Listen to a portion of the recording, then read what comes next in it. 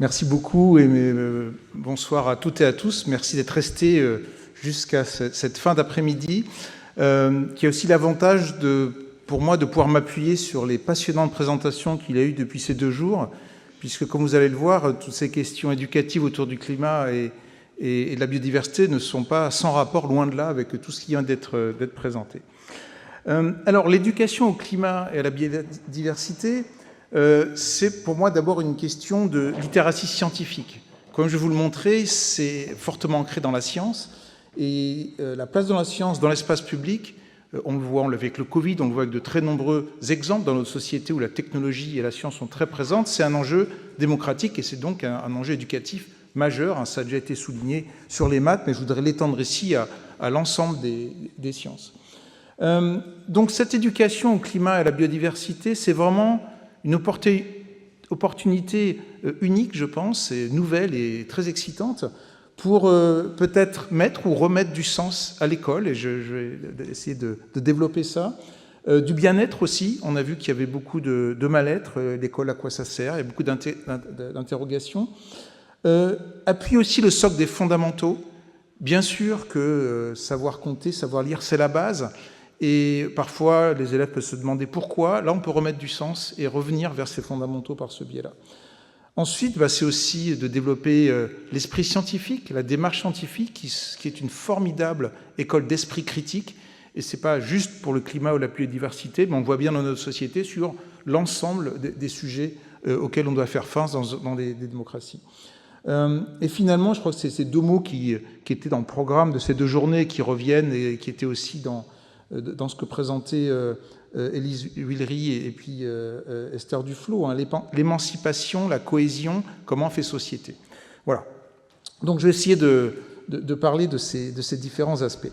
Alors, d'abord, un point important, c'est qu'on est face à un défi environnemental, défi climatique, défi de biodiversité, et clairement, on ne pourra pas le mener si on ne comprend pas pourquoi il faut réduire nos impacts environnementaux, pourquoi il faudrait s'adapter à un environnement qui change, que ce soit le climat ou la biodiversité. Et puis aussi de se poser la question, quel monde on veut? Qu'est-ce qui est important? Qu'est-ce qui a de la valeur? Et donc, j'aime beaucoup cette phrase de Stefania Giannini, qui est donc la directrice générale adjointe pour l'éducation à l'UNESCO, présente à la dernière COP à Sharm el-Sheikh, et qui nous disait qu'en fait, l'éducation est l'action d'adaptation au changement climatique la plus transformatrice. Et ça, je pense que c'est vraiment, dans le monde du climat où il se passe énormément de choses, l'éducation n'est pas encore vue à sa juste mesure. Et c'est en train de venir, il y a beaucoup de choses qui se passent, mais je pense que c'est vraiment un élément fondamental. Alors, donc les quelques éléments dont j'aimerais parler aujourd'hui, c'est d'abord de quoi parle-t-on? On voit l'éducation au développement durable, l'éducation au changement climatique, la transition écologique et le développement soutenable, il y a plein de mots, donc ça vaut le coup de s'attarder un petit peu sur ces différentes dénominations. Alors, oui, ici, moi, je suis un climatologue, donc je vais surtout vous parler de climat, mais évidemment, tout ce que je vais vous présenter s'applique dans une large mesure aux questions de biodiversité. Donc, je reviendrai de temps en temps, mais pour vous dire que je n'oublie pas la biodiversité, elle fait intégralement partie aussi des défis face auxquels on est, mais je vais plutôt parler de ce que je connais mieux, qui est la partie climatique. Donc on parlera de qu'est-ce qu'une éducation au climat ou à la biodiversité de qualité. Ça a été rappelé par Esther Duflo. Il ne s'agit pas juste de faire de l'éducation, mais de la faire bien. Ensuite, de brosser le paysage à la fois international et national. Il se passe beaucoup de choses, c'est vraiment extrêmement intéressant. Il y a des défis, bien sûr, et j'en listerai un certain nombre. Ensuite, de parler des pratiques pédagogiques, et bien sûr des ressources et du développement professionnel des enseignants, qui est, là encore une fois, au cœur du défi. Alors, et puis, peut-être aussi, et ça sera en filigrane, des enjeux pour les systèmes éducatifs. C'est un objet compliqué, ce sont des éducations A ou des éducations transverses qui ne se manipulent pas de la même façon que les disciplines classiques qu'on trouve en classe. Alors, l'éducation au développement durable, elle est venue des premiers rapports dans les années 70-80 sur, il commence à y avoir, on voit des pollutions, il y a un certain nombre de défis environnementaux, écologiques qui arrivent, et donc ce fameux rapport Brundtland de 87 a emmené à cette notion d'éducation au développement durable, où il s'agit de prévenir des pollutions, certaines impacts de l'homme et de son développement, et de protéger les écosystèmes. Depuis, maintenant, commence à y avoir pas mal de recherches en sciences de l'éducation qui s'intéressent à cette notion et comment elle a été mise en œuvre en classe. Et en fait, on se rend compte qu'il y a un certain nombre de limites à cette approche du développement durable. D'abord parce que ça a amené à beaucoup d'éco-gestes à faible portée. Je donnerai quelques exemples. Ensuite, un manque de réflexion profonde de cette vision systémique qui est indispensable pour vraiment remettre ces enjeux à leur juste place. Et aussi le concept de développement. Beaucoup de gens comprennent le développement par développement économique, même si le développement peut prendre d'autres aspects. Donc même sur le terme, beaucoup de gens remettent en cause cette notion de développement en disant non, justement, le développement est à la base des problèmes écologiques qu'on a. Ça repose beaucoup sur l'action individuelle, et voire même jusqu'à une certaine forme, il y a plusieurs études scientifiques qui montrent ça, de risque d'endoctrinement des élèves, avec des injonctions qui vont venir des professeurs, il faut que vous fassiez ceci, vous fassiez cela, enfin voilà. Donc je pense que c'était une façon de se lancer dans ces questions. Maintenant, ce qu'on voit arriver plus, c'est l'éducation au changement climatique ou à la biodiversité, qui vont être plus précis, qui vont avoir une ambition transformative plus importante, et ça c'est un point sur lequel je reviendrai plusieurs fois, qui vont bien sûr pouvoir parler d'adaptation, de mitigation, de limiter les impacts sur l'environnement, mais aussi de s'appuyer sur les différentes sciences du climat, et ce n'est pas juste des sciences physiques ou biologiques ou autres, mais c'est aussi tout ce qui va être des sciences économiques, des sciences sociales. Il y a maintenant une diversité de sciences qui interviennent dans la problématique climatique. Et ça va être aussi de reconsidérer éventuellement le modèle actuel dans lequel on est, ce qui n'était pas du tout dans la logique développement durable. Et d'ailleurs, il y a toujours des débats assez forts actuels là-dessus. Mais de parler de justice climatique, d'éducation aux médias, d'esprit critique, j'y reviendrai. Ça va permettre aussi de se projeter dans des actions collectives. Donc tout ça pour dire que ça va être à la fois agir, vivre avec, se projeter. Vous voyez, donc on change un peu de logiciel par rapport à l'éducation au développement durable. Et ça, la recherche, alors, qui est balbutiante, il faut bien préciser que c'est des premiers débuts de recherche, il y a encore beaucoup de recherche à faire pour bien comprendre les tenants et l'aboutissant, ce qui marche pas, mais voilà des premiers résultats, donc montrer que une éducation au changement climatique la plus efficace s'appuie sur une information scientifique de qualité, donc ça c'est la base, c'est très clairement, une interaction avec les scientifiques ont un rôle à jouer, mais pas n'importe comment, j'y reviendrai. Un travail sur les fausses idées, les idées reçues. Ça, c'est vraiment important aussi, cet esprit critique, toutes les fake news qu'on entend, etc. Comment les traiter, et ça, il faut vraiment s'en emparer. Un engagement dans des discussions délibératives, prise de décision, débat. Ça a été mentionné en particulier par Élise Huillery avant. Toutes ces compétences socio-comportementales, elles ont un rôle fondamental à jouer dans ces défis. Alors, en gros, en résumé, le DD, c'est, on entend trier les déchets pour sauver la planète, on entend beaucoup ça, et l'essentiel des classes aujourd'hui font ça à l'école. Alors, c'est très bien, mais voilà, très clairement, c'est un peu limité. Et le CC, l'éducation au changement climatique, c'est comprendre la complexité, se projeter positivement et agir collectivement. Juste quelques mots-clés, j'y reviendrai. Alors, il y a d'autres termes, comme je disais tout à l'heure, il y a la transition écologique, voire transition écologique et juste, qui apparaissent. Il y a le développement soutenable, alors ça c'est de faire un anglicisme pour ne pas redire développement durable. Donc, et d'ailleurs le ministère de l'Éducation supérieure de la Recherche utilise le mot TEDS, qui est une conjonction des deux, transition écologique et développement soutenable. Donc vous verrez un peu tous ces termes, et moi ce que je trouve intéressant dans ces termes, c'est qu'en fait, on sent bien, on est dans un écueil d'un côté de dépolitiser le problème, de dire c'est purement un problème scientifique, et voilà, il faut comprendre la science, et le risque de faire des gestes hors contexte. Donc si la dimension scientifique devait primer, en fait on peut se retrouver à faire du scientisme, avoir des visions étroites, hors sol, déconnectées de la société, mais en même temps, si on ne les base pas sur la science, on peut arriver à du relativisme, de la pensée magique, des gestes hors contexte. Donc on voit bien tous ces écueils dans lesquels il faut naviguer, et ce n'est pas surprenant, parce que pour l'éducation comme pour la société, on est dans un monde de valeurs et de vision du monde, et que ce que les éducateurs appellent des questions socialement vives. Et là, on est vraiment en plein dedans. Donc le choix des mots est important. Pour des éducateurs, c'est aussi de montrer que, suivant les termes qu'on emploie, ça fait partie de la formulation du problème. C'est aussi développer l'esprit critique. Alors, comme je le disais, l'éducation au climat est dans un contexte incroyablement favorable. Il y a beaucoup de choses qui se passent. D'abord, l'article 12 de l'accord de Paris clairement insiste sur cette dimension de ce qui s'appelle Action for Climate Empowerment en anglais, hein, ACE. L'UNESCO, tous les programmes des Nations Unies sur le climat, le GIEC, la COP, tout le monde parle donc de littératie climatique, c'est maintenant un terme qui revient beaucoup. Les aspirations de mobilisation de la jeunesse, ils nous disent on veut une éducation à la hauteur des enjeux, aujourd'hui on ne l'a pas à l'école. Et puis la mobilisation de nombreux acteurs locaux, régionaux, partout dans le monde. Il y a une dimension éthique importante, et j'y reviendrai. Il y a le lien avec les valeurs, la société, les émotions. Donc c'est sûr, c'est pas forcément facile de s'en emparer, mais c'est essentiel. Et enfin, c'est une porte d'entrée aux autres objectifs du développement durable. Le climat, c'est un des 17 objectifs du développement durable. Il ne faut pas oublier qu'il y en a 16 autres et qui vont avoir autant d'importance que le climat. Donc tout ça pour dire qu'on est vraiment à l'avènement de la littératie climatique. Donc c'est un moment, moi, que je trouve particulièrement enthousiasmant et excitant. Il y a des défis, très clairement, et on va le voir. En particulier, où est-ce que nous en sommes aujourd'hui, hein, les études de l'UNESCO auprès des enseignants dans le monde nous disent que 95% des enseignants pensent qu'il faudrait effectivement enseigner le changement climatique, mais que moins de 30% se sentent capables de l'expliquer ou d'expliquer quels sont ses impacts, même au niveau local. Donc vous voyez que ce différentiel, il faut faire quelque chose. Du côté des élèves, il y en a 70% dans le monde qui ne sont pas capables d'expliquer ce que c'est que le changement climatique.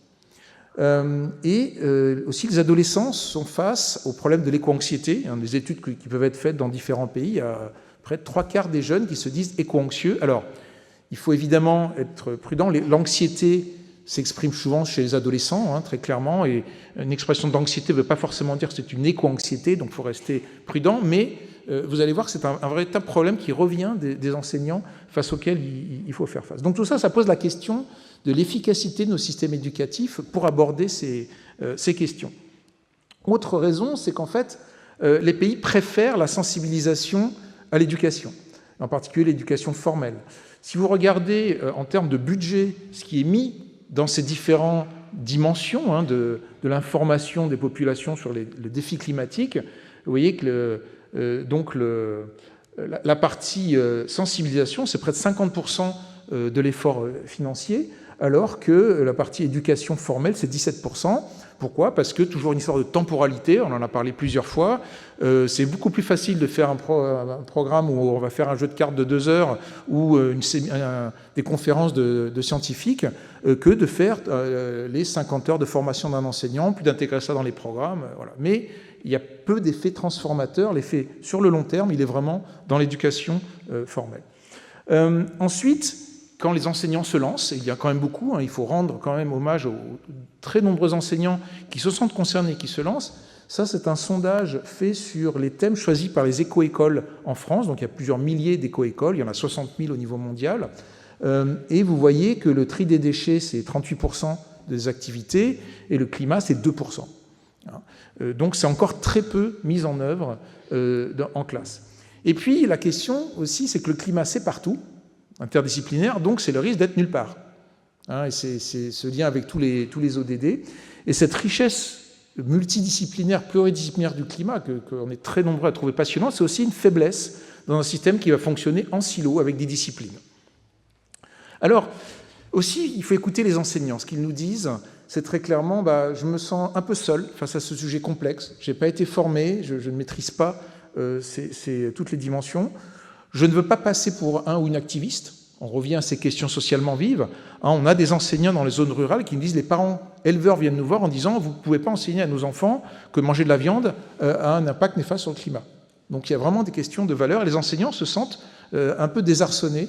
On va avoir les mêmes débats, les mêmes problèmes que pour la laïcité. Donc l'actualité, hélas, nous rappelle souvent la difficulté pour les enseignants. Est-ce que je ne devrais pas préférer des sujets plus faciles ? Les déchets, l'eau, ça je maîtrise mieux, donc je vais pouvoir m'y lancer. Et puis, comment je peux évaluer mes élèves ? On a parlé de l'importance de l'évaluation, c'est pas simple. Et puis, je ne veux pas enseigner un sujet qui crée de l'anxiété. Et ça, je vais y revenir. Mais tout ça, il faut l'entendre et ça nous remonte vraiment beaucoup.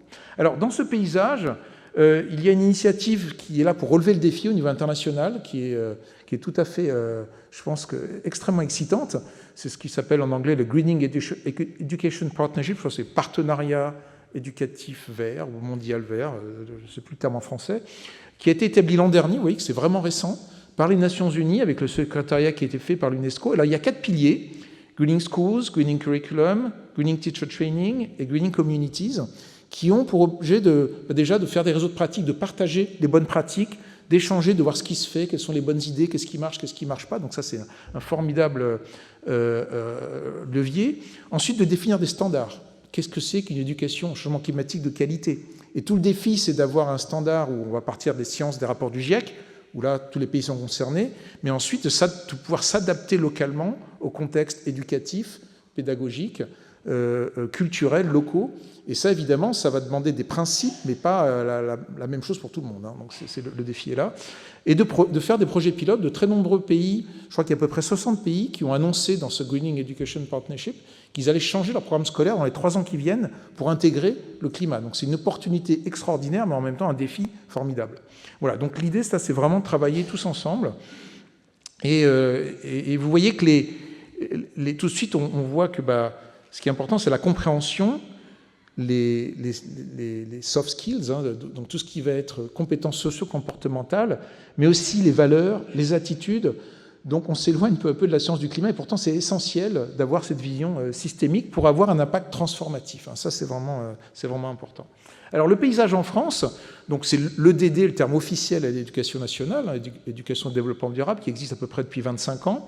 Il y a de nombreux guides, un Vademecum qui a été fait il y a quelques années, extrêmement bien fait. Le Conseil supérieur des programmes, l'inspection générale, le CESEN produisent de nombreux documents. Il y a beaucoup de guides, beaucoup de matériaux de grande qualité. On a un écosystème aussi d'acteurs, de formateurs, et vraiment beaucoup de gens de bonne volonté, mais aujourd'hui il est encore assez fragmenté en fait. Et ça va donc pas aider le système pour pouvoir s'emparer de toutes ces dimensions. On va retrouver des défis dont on a déjà parlé pendant ces 2 journées, en particulier, comme je disais, cette difficulté de mise en place des éducations qui ne tombent pas dans une des disciplines officielles, j'allais dire, hein, des éducations transverses. C'est pas facile, il faut vraiment un effort pour pouvoir les mettre en place. Évidemment, la formation des enseignants, à la fois initiale et continue, elle est limitée. Là, il y avait un colloque à l'Assemblée nationale il y a 2 jours sur le défi de la formation des enseignants, puisque vous savez que le ministre a annoncé qu'il n'y aurait plus de formation sur les temps face aux élèves. Donc, jeter un grand pavé dans la mare, mais en même temps, en reconnaissant que la formation des enseignants, telle qu'elle est faite en France aujourd'hui, ne convient pas. Hein. Donc, il y a un vrai défi, et c'est peut-être l'occasion de réfléchir. Et enfin, l'expérimentation et l'évaluation, donc ça a été rappelé de nombreuses fois, en particulier par Esther Duflo, et c'est vraiment ce que fait le CESEN et le programme ID, le besoin énorme de recherche pour voir ce qui marche pas, et d'expérimenter. Donc ça, il faut absolument le faire. Alors, j'ai rajouté quelque chose de peut-être plus personnel, l'interférence, on en a parlé tout à l'heure, hein, c'était extrêmement intéressant quand il y a eu cette présentation par Leandro en Uruguay, de l'interférence de l'agenda politique. Vous savez que chaque ministre doit avoir sa réforme, alors bon, le nouveau ministre a lancé un groupe de travail pour réfléchir à comment avancer, et certains pays ont mis en place quelque chose qui pourrait s'appeler un Haut Conseil pour l'éducation, qui réfléchit dans le temps long aux finalités de l'école. Qu'est-ce que c'est qu'une école? Tout à l'heure, on se demandait est-ce que l'école, c'est pour une petite élite qui va devenir très bonne, ou pour un niveau pour tout le monde? Est-ce que c'est pour faire les métiers de demain, ou pour faire une culture générale? Vous voyez, ce débat, il n'y a pas de lieu où ce débat a lieu en France. Et ça pourrait être l'occasion, donc une idée que je lance comme ça, mais voilà. Je ne suis pas le seul à la promouvoir, mais je me dis, ces nouvelles éducations, ce niveau défi qui mobilise tellement la société, c'est peut-être l'occasion, l'opportunité de réfléchir plus en profondeur sur ces questions de à quoi sert l'éducation. Alors, une éducation au changement climatique de qualité, d'abord, ça va être, comme toute éducation, des objectifs pédagogiques clairs et explicites. Hein. C'est vraiment important de dire tout de suite qu'est-ce qu'on va faire, et je vais y revenir. Les bases scientifiques, c'est fondamental, bien sûr en climat, en biodiversité, mais toutes les autres sciences, en sciences de l'éducation, sciences sociales, sciences cognitives, etc., toutes les sciences nous apportent énormément. On a eu des exemples magnifiques pendant ces 2 jours. Ensuite, c'est l'articulation dans différentes disciplines.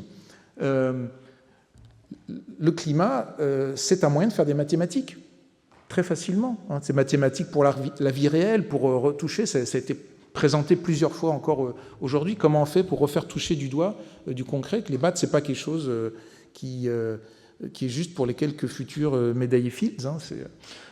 Pareil en physique, en français, en SVT, SES, histoire, langue, art, EPS. En fait, ça va permettre, en combinant toutes ces disciplines, d'avoir cette vision systémique et centrale. Les compétences socio-comportementales, je vais y revenir. Donc la démarche d'investigation qui est particulièrement adaptée aux sciences, ce que promeut toujours la main à la pâte en France, qui a vraiment une expertise incroyable ici, les pédagogies actives.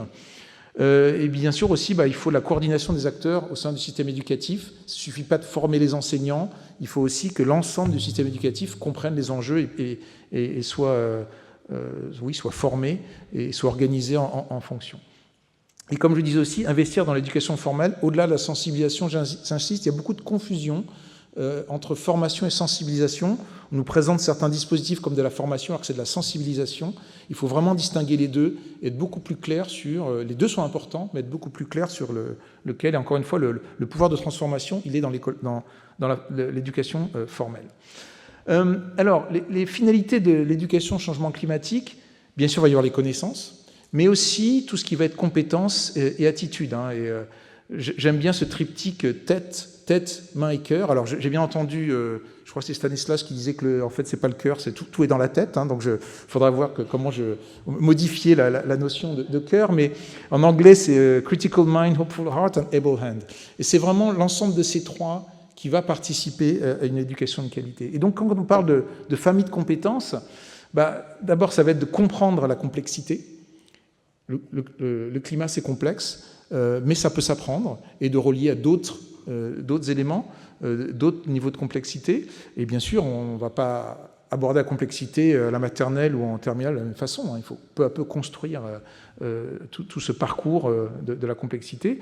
Développer l'esprit critique, on l'a dit, et c'est essentiel. C'est surtout quand on parle de l'avenir, de climat, de biodiversité, c'est penser au récit. Je vais y revenir dans un instant. Développer l'éthique, l'empathie, la confiance, ça a été redit par Élise Villery, c'est indispensable d'utiliser, c'est vraiment une opportunité assez incroyable, ces thèmes-là, pour le faire. Et puis savoir agir individuellement, collectivement, et c'est aussi ces notions d'autonomie, mais aussi de collaboration. Ça a été montré aussi dans un certain nombre de pays, et c'est vrai qu'en France, on est un petit peu en retard sur cette question, d'engager l'école dans son ensemble avec son environnement. C'est-à-dire quand on va s'intéresser aux problèmes climatiques, ça va être la gouvernance de l'école, les services de la cantine, le chauffage, etc. Mais bien sûr, tout ce qui est enseignement, pédagogie, mais aussi les partenariats avec la communauté, les parents, la ville. Et ça, c'est vraiment important pour que les enfants ne se retrouvent pas, pour utiliser un mot à la mode, en dissonance cognitive. On va leur expliquer certaines choses théoriques, et en pratique, ils vont voir qu'en fait, ça ne correspond absolument pas aux enseignements qu'ils reçoivent. Donc pour avoir cette cohérence, et on va voir que c'est extrêmement important pour ne pas développer une forme d'inquiétude, voire d'anxiété. Alors, aussi rappeler que l'éducation au changement climatique, ça reste d'abord de l'éducation. Il y en a beaucoup, on entend beaucoup, « Ah, mais vous les enfants, vous allez résoudre les problèmes de l'avenir, tout repose sur vous, on compte sur vous pour changer le monde. » Pouf, c'est une charge morale énorme qu'ils reçoivent sur leurs épaules. Et ça peut créer énormément d'anxiété. Donc, en tant qu'éducateur, et c'est là on revient aux objectifs explicites de l'éducation, à l'école, on est d'abord là pour apprendre. Certes, on apprend à travers des projets qui peuvent faire sens, mais on voit aussi aujourd'hui beaucoup de frustration d'éco-délégués qui disent à la fin de l'année « ça a complètement raté, on n'a pas pu mettre des panneaux solaires qui étaient mon projet sur l'école, mais on ne leur a pas dit explicitement au début que leur objectif, c'était d'apprendre. Et ils ont appris énormément de choses. Donc de valoriser ça, il faut le faire d'entrée de jeu. Ensuite, les récits anxiogènes. On voit beaucoup d'images de l'ours blanc sur son bout de glaçon, d'incendie, de feu. Ça, c'est terrible de mettre ça. Donc ça, il faut vraiment éviter. Je vais revenir dans un instant pourquoi. Donc cette anxiété qui se développe, éco-anxiété, on a vu qui est vraiment un problème, comment est-ce qu'on la transforme en capacité d'agir? Et ça, de plus en plus de recherches et aussi de pratiques montrent que l'importance des récits et de comment, du narratif, du récit, appelez-le comme vous voulez, de montrer d'abord qu'on peut construire une diversité de récits. Ce n'est pas forcément le récit qu'on va trouver dans les médias, les récits catastrophiques ou dans certaines ONG, que tout est fichu, la fin du monde arrive. Voilà, bon, il y a beaucoup de ça, et les enfants sont confrontés à ça, ce que j'appelle les porteurs de visions étriquées du monde. Il y en a beaucoup, pas que pour le climat d'ailleurs, mais en particulier sur ces questions-là. Et là, en français, en langue, en art, en économie, on peut vraiment travailler ce narratif. Et moi, je pense qu'aussi, c'est une responsabilité morale des éducateurs de ne pas peindre un avenir noir à des jeunes. C'est juste pas possible. Et surtout que ce n'est pas c'est pas la fin du monde, c'est peut-être la fin d'un monde, on est en transition, mais voilà, comment on s'en empare pour ça, apporter cette vision systémique et complexe, des projets d'action, ça va permettre de faire ce passage de l'anxiété à la capacité d'agir. Et puis le climat et la biodiversité, c'est aussi des portes d'entrée et qu'il faut utiliser pour tous les autres objectifs du développement durable. On ne peut pas les penser de façon indépendante de tous les autres défis, que ce soit, on peut revenir aux déchets, à l'eau, à l'agriculture, l'océan, les inégalités, en particulier ceux de genre, la pauvreté, etc. Tout ça, c'est des portes d'entrée formidables pour aborder ces questions à l'école. Et puis aussi, comme je disais tout à l'heure, de mieux relier l'école à son environnement, à la fois social et géographique, pour que les élèves ne se retrouvent pas dans deux mondes qui ont l'impression d'avoir rien à voir. Et ça, c'est vraiment important. Alors, exemple d'activité qui marche vraiment très bien, c'est de pouvoir se projeter dans un monde qui change. Donc ça, c'est une activité qui a été menée par des étudiants graphistes et l'Office for Climate Education, donc l'OCE, de réfléchir à quel monde en 2042. Comment on se déplacera, comment on mangera, et en ville en particulier. Comment on mangera, comment on étudiera, etc. Et donc, c'est une activité assez collaborative avec les élèves. Ils ressortent de là boostés en disant c'est génial, on peut se projeter positivement vers quelque chose qui fait envie. Sans pour autant se retrouver dans un monde de bisounours où il n'y a pas de problème. Mais vous voyez, c'est naviguer ces écueils dont je parlais tout à l'heure. La prise en compte des émotions. Alors, quand on a démarré, par exemple, au CE il y a 5 ans, on se basait sur le rapport du GIEC, et là, le dernier opus de notre rapport, une section entière sur gérer les émotions en classe. Alors, on est très loin des rapports du GIEC, pourtant, c'est ce qui remonte des enseignants. C'est comment est-ce que je vais faire pour gérer toutes ces émotions négatives qui reviennent de l'enseignement de... Alors, il y a plusieurs façons de faire. Ça, maintenant aussi, il y a beaucoup de recherches, pas que pour le climat, mais dans d'autres cadres qu'on va pouvoir utiliser. C'est d'abord parler des émotions, les normaliser, les exprimer, échanger, donc les exprimer, ça on sait que c'est important.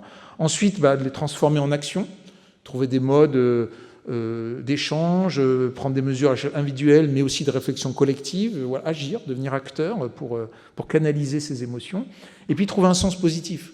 Comme je disais tout à l'heure, c'est vraiment important de pouvoir se projeter, d'imaginer un futur désirable. Et tout ça, en fait, un enseignant formé à ça y arrive très bien. Mais il y a besoin de se former.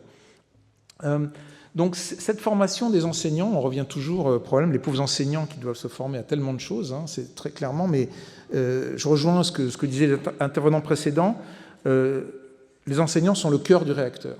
On ne peut pas décider de vouloir changer d'éducation sans investir dans les enseignants. Donc ils ont besoin d'être préparés ou soutenus. Une formation professionnelle à la hauteur, on sait qu'il faut un minimum de 30 voire 50 heures de formation d'un enseignant pour qu'il soit en capacité de faire une éducation au changement climatique de qualité. Ça ne s'improvise pas en une séance de 2 heures par-ci par-là. Donc ça, il faut en tenir compte. C'est d'abord comprendre la complexité du climat, établir de la confiance, des réseaux de pratique entre enseignants, avec des scientifiques, mais les scientifiques restant à sa place, ne venant pas prendre la classe à la place de l'enseignant. Ça, c'est souvent une catastrophe. Susciter l'envie et la capacité d'agir, comme on le disait tout à l'heure, contrer l'anxiété par des récits positifs et de l'action, les pédagogies actives. Encourager l'empathie, la confiance et la solidarité. Ça, c'est vraiment important. On peut réduire cette distance psychologique qu'on a tous, les enfants compris, en se disant « Ah oui, le changement climatique, non, c'est important, mais c'est pas ici, c'est pas maintenant et c'est pas moi. » Il y a quand même beaucoup de ça. Et en fait, de reconnecter avec l'environnement des jeunes, d'aller faire de la classe dehors, de montrer le lien qu'on a tous avec la nature, avec les météores, comme on dit, l'environnement, l'eau, si on habite au bord de la mer ou au bord d'une rivière. Donc là, il y a vraiment beaucoup de choses qu'on peut faire et de construire sur les formidables capacités des enfants, des jeunes, de la curiosité des enfants. On peut faire des choses extraordinaires avec cette curiosité, la générosité des adolescents aussi, donc on imagine l'empathie, etc. Et puis l'engagement des plus âgés, en fin de lycée, là aussi, il y a beaucoup de choses sur lesquelles on peut construire.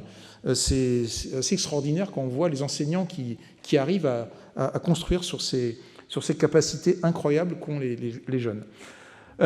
Donc, pour deux choses pour finir, ce qu'on fait dans l'équipe de l'Office pour l'éducation au climat, qui a été lancé il y a 5 ans, comme vraiment une réponse spécifique à ces défis. Donc, ça a été vraiment lancé suite à l'accord de Paris et de l'article 12, entre la main à la pâte, en particulier Pierre Léna, que je salue, qui a vraiment eu une vision de créer ce centre en discussion avec notre communauté de scientifiques du climat. Aujourd'hui, on a un centre sous l'égide de l'UNESCO, puisqu'on est aligné avec de nombreuses missions de l'UNESCO, et l'OCE est co-coordinateur d'un des piliers de ce fameux Greening Education Partnership. On a un lien privilégié avec le GIEC, bien sûr, et des membres fondateurs qui sont la communauté scientifique et des partenaires avec les différents ministères. Donc l'OCE est vraiment là pour donner un appui aux enseignants, au système éducatif et aux scientifiques. Des écoles primaires et secondaires, donc en faisant par exemple des résumés pour rapport du GIEC pour les enseignants. Donc vous trouvez tout, je n'ai pas mis le site web, mais c'est oce.global, facile à trouver. Mais on sait que faire des ressources, ça ne suffit pas. Il faut de la formation professionnelle, du développement professionnel des enseignants associés et des réseaux de pratique pour pas qu'ils se sentent seuls. Donc ce triptyque est essentiel à développer de façon cohérente. Et ensuite, il y a une réflexion sur comment l'intégrer dans les systèmes éducatifs. Donc il y a des premiers projets en Amérique latine, Colombie et Mexique. On en lance ça en France bientôt, en Afrique aussi. Donc là, il y a vraiment une demande énorme de ces pays sur comment on fait pour faire cette éducation au changement climatique de qualité dans les systèmes éducatifs. Et puis, ce pont qu'on crée entre la communauté scientifique et la communauté éducative, ça marche dans les deux sens. Il y a aussi l'éducation de notre communauté scientifique aux enjeux éducatifs, aux primaires secondaires, qui n'ont rien à voir avec les enjeux pédagogiques dans le supérieur, qu'on connaît mieux. Donc ça marche vraiment dans les deux sens. Donc les principes fondateurs, bon, ça, les trois à gauche, on les en a déjà largement parlé, le fondement scientifique, l'interdisciplinarité et les pédagogies actives. Et ensuite, pour être pertinent, c'est pas une équipe de 12 personnes dans un bureau à Paris qui peut être pertinent dans beaucoup de pays du monde, il faut travailler avec des acteurs locaux qui vont avoir cette connaissance du terrain, de la pédagogie, de l'environnement et le contexte, même si la science qui vient des rapports du GIEC est la même. Comment on va l'illustrer, comment on va l'intégrer dans un parcours pédagogique, c'est du cousu humain.